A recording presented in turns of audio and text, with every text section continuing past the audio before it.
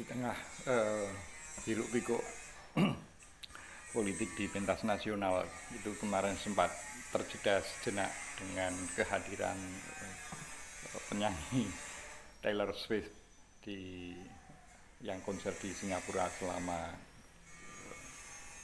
seminggu ya, dimana kemudian banyak penyesalan kenapa kok Taylor Swift hanya konser di Singapura, kenapa Indonesia dilewatkan. Padahal potensi dari sisi pariwisata kehadiran Taylor Swift itu mempunyai makna yang penting.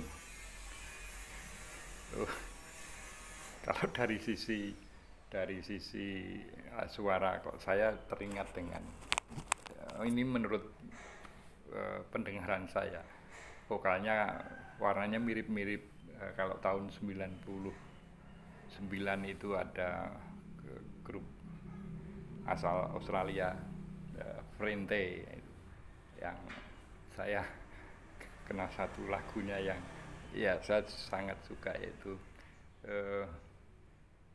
Bizarre Stranger Love. Itu meskipun istilahnya keringan hanya menggunakan gitar, tapi itu menarik. Menurut saya ada kemiripan suara dengan Frente ya. Kemudian kalau ke belakang lagi itu ada kemiripan juga warna suaranya dengan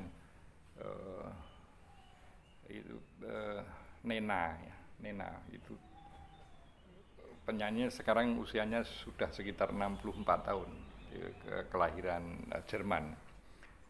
Lagu yang dulu sangat populer tahun pertengahan tahun 80-an itu 99 Luft Ballon, itu kalau saya lihat kok ada kemiripan warna suaranya. Untuk yang Taylor Swift ini saya sebetulnya malah justru baru mencari-cari karena ada sedikit hiruk-pikuk tentang kenapa Indonesia tidak disinggahi oleh Taylor Swift. Saya kira kalau persoalannya adalah persoalan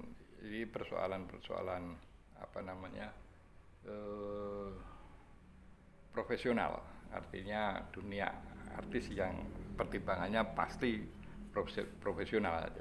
Jadi kalau berdasarkan rateks rational expectation itu pasti sudah di pertimbangan secara rasional kenapa Singapura, dan bahkan sampai konser 6 hari ya. Belakangan diketahui bahwa pemerintah Singapura itu seperti memberikan hibah begitu ya kepada Taylor Swift asal mau konser di Singapura secara eksklusif. Artinya eksklusif ya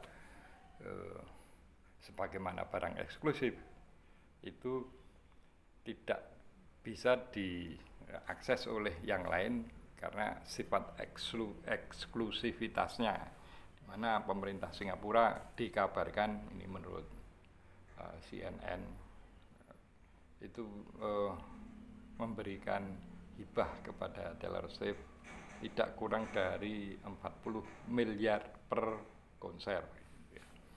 Ini ya itu pertimbangan rasional. Nah, kalau kita kemudian menyesali kenapa kok Taylor Swift tidak mau manggung di Indonesia, itu ya barangkali kurang lebih sama seperti kalau beberapa waktu yang lalu Elon Musk itu kenapa tidak, paling tidak untuk sementara ini tidak invest di Indonesia, tapi lebih memilih Cina dan Malaysia sebagai pusat kegiatan yang Elon Musk inginkan. Itu pasti pertimbangannya juga sangat rasional. Nah, ini yang barangkali jadi pelajaran buat kita sebagai bangsa yang ya di satu sisi kita perlu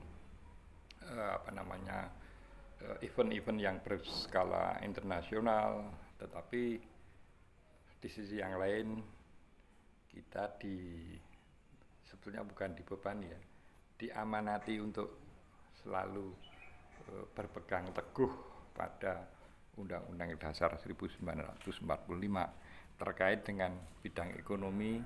Saya selalu tidak bosan-bosan mengingatkan kepada semua pemerintahan itu untuk berpegang teguh pada pasal 33. Salam konstitusi.